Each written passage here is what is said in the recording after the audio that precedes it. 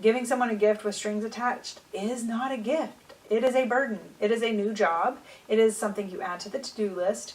It is a new item to dust. Hey everyone, welcome back to the Atypical Declutter game. My name is April and you are at Atypical Life. Today is day 18. Burdens are not gifts. This subject is really tough, but I think this is one of those times when you're going to just have to be kind of tough here.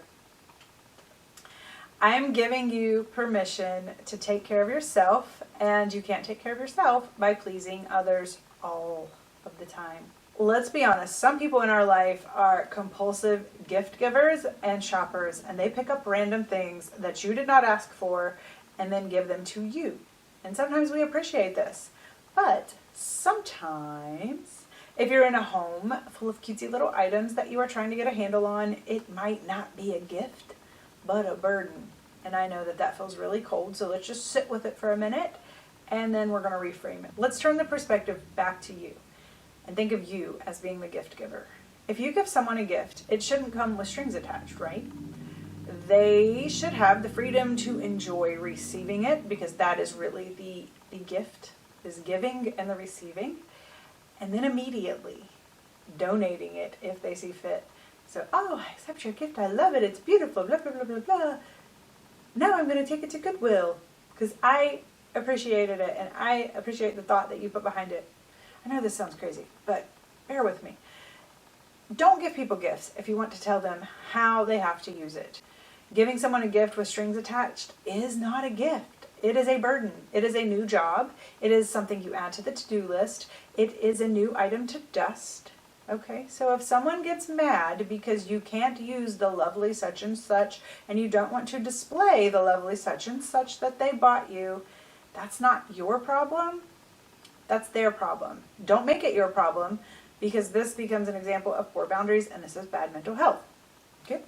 But beyond that, this isn't about mental health. I mean, kind of it is, because, you know, we're taught so much to be so grateful for gifts that we have to just accept everything and to put a wall and to not want this thing, then we're just bad people, and it's so complicated. But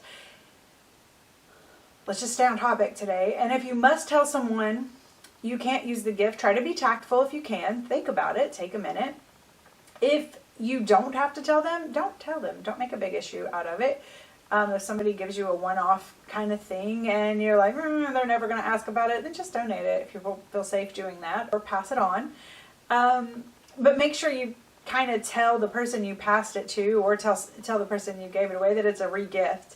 Because regifting can get a little weird sometimes. I had a friend regift a coffee mug to the friend who gifted it to her. And yeah, it was just really uncomfortable for everybody. You may have to have a few hard conversations in your life, and I've had to have a few of these, but especially if you have compulsive shoppers or compulsive gifters in your life, tell them you're struggling and you know how much they love gifting, and you do love how thoughtful they are, but you really need to get a handle on some things. You're trying to work on your life. Could they maybe just send you a picture instead of the actual item? Or even ask your approval first before they actually buy the item.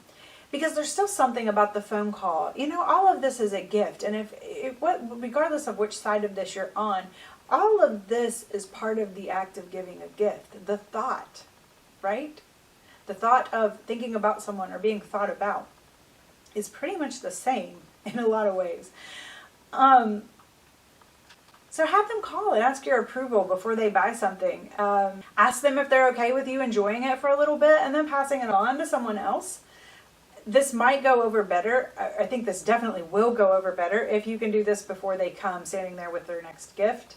If you have someone like this in your life, you should go ahead and give them a heads up that you have been trying to declutter and you're trying to work on your home, and you really aren't wanting to bring anything else in right now. And you can explain this process to them a little bit if you choose.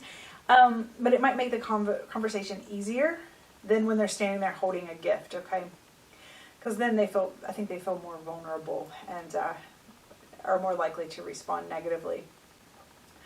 Also, you can remind them. So after you've had that conversation, it's easier because now you have this reference point and you can remind them when they slip up. And it makes that conversation a little bit lighter because you don't have to get into all the details and it doesn't have to be super emotional. Just simply remind them and move on. A lot of times they'll realize their mistake and, truthfully, you might have to do this a couple of times because people, whether accidentally or sometimes on purpose, unfortunately, they often test the boundaries to make sure that you're serious. But usually after a couple of uncomfortable situations, conversations, and you stand firm, they get the point. I feel like a lot of us, it just occurred to me that a lot of us have this experience with when we try to lose weight. It's kind of the same thing. You're abstaining and then people they just want to keep testing to see if they can push you to, why do people do that to each other? Another part of this is when you come across gifts that you would like to declutter as you're actually decluttering, just find a way to do it, okay?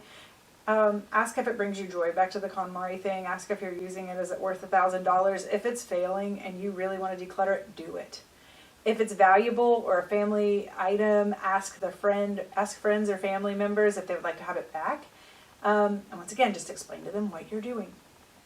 Otherwise, if you don't want it, don't try to keep it because then that's when it becomes not a gift and it becomes a burden, right? I know this phrase feels a little cold, but it's just short and memorable. And when you're struggling, just ask yourself this, and you don't have to say it out loud because it feels cold. I think, I feel kind of uncomfortable saying it. I don't know. maybe I'm being a little sensitive, but ask yourself, is this a gift or is it becoming a burden? No one should want you to hold on to random tchotchkes that keep you from living your best life and that you don't want and you can't use. If you get caught decluttering or they ask you about something that they gave you or they want to have this conversation, just fess up. Be honest that you were unable to use it and that you're working on paring down your life and that you let it go. And if they can't let that go, that will be their burden to carry, not yours. Don't sacrifice your whole house and your living space just to make other people feel something you don't even know whether or not they're going to feel. Okay? Have those conversations. Do it. All right, so this is day 18. We're at 180 items. There are a few things in here actually that were gifted. When you have kids, you get a lot of stuff gifted. So it's probably one of the easier gifts to let go of because I think people kind of expect, that they grow out of things. And so as sad as I am that we are outgrowing things like this, it does make me so sad. Oh gosh. It is time to let go because we don't play with them and it's just creating a lot more chaos than we need. Thank you all for tuning in. Let me know if you have any gifts that you've been really struggling with. Let me know your thoughts about gifting and stuff. I'm very curious to hear other approaches. I'm here to learn as well as to share what I've learned so far. So I'm still learning too. Also, don't forget to post progress pics on Instagram at #atypicaldeclutter, and I will see you guys again soon. Bye!